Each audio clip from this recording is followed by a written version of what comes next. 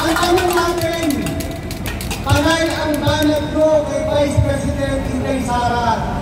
Ang confidential fund, ngayon pinatay na ng Supreme Court.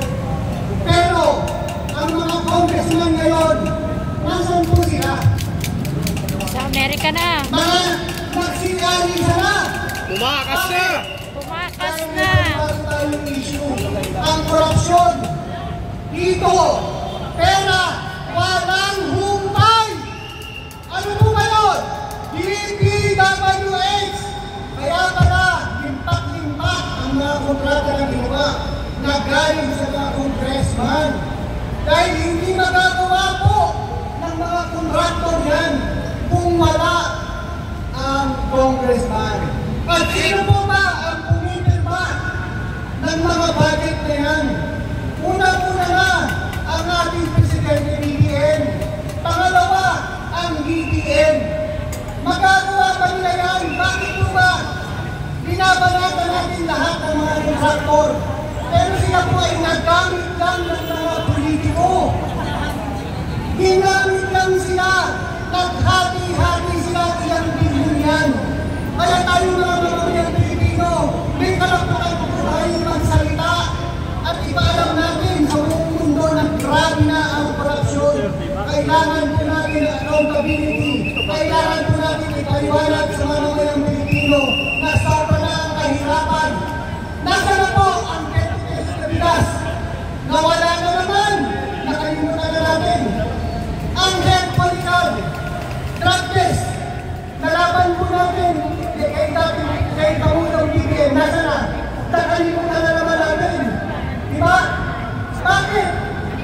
Kasi kung saan lumalabas ang katotohanan. Ang bagyo, bumabagyo ng tubig. Kasi sinasabi na ating Presidente, ipunin daw. Pero ano man dapat ipunin?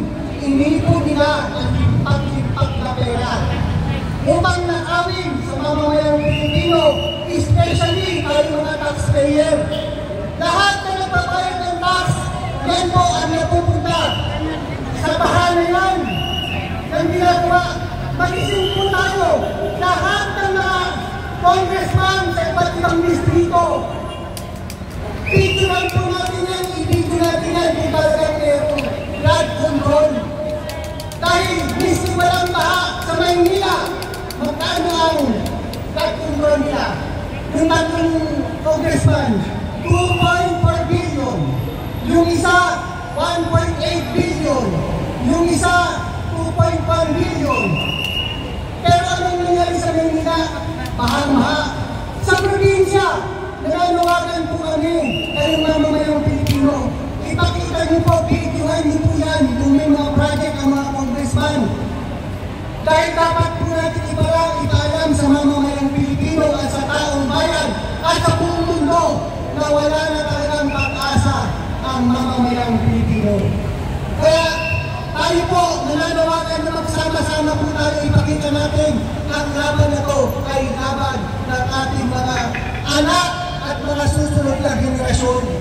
Dahil alam natin na sobra na ang korupsyon, dapat po managot ang ating Pangulong BBM. Dapat managot ang Speaker Romualdez. Dahil lahat ng yan, hindi magagawa ng mga kontraktor. Kung hindi dahil merong mga nasa likod. Dapat managot din. Secretary Puluan, ano, mag-resign na lang, tapos wala ka. Diba? Wag po tayo mag-focus sa kontraktor. Mag-focus po tayo sa congressman at sa Pangulong BBM. At ang BBM, dahil sila po nag-release ng budget, sila naka-approve. Ano nangyari sa ghost project na yan? Kaya pinapakita po natin, si BP Sara, ano yung banat nyo? Pero ngayon, nasan kayo? Pinakita lang ng Panginoon Diyos kung ano ang katotohanan.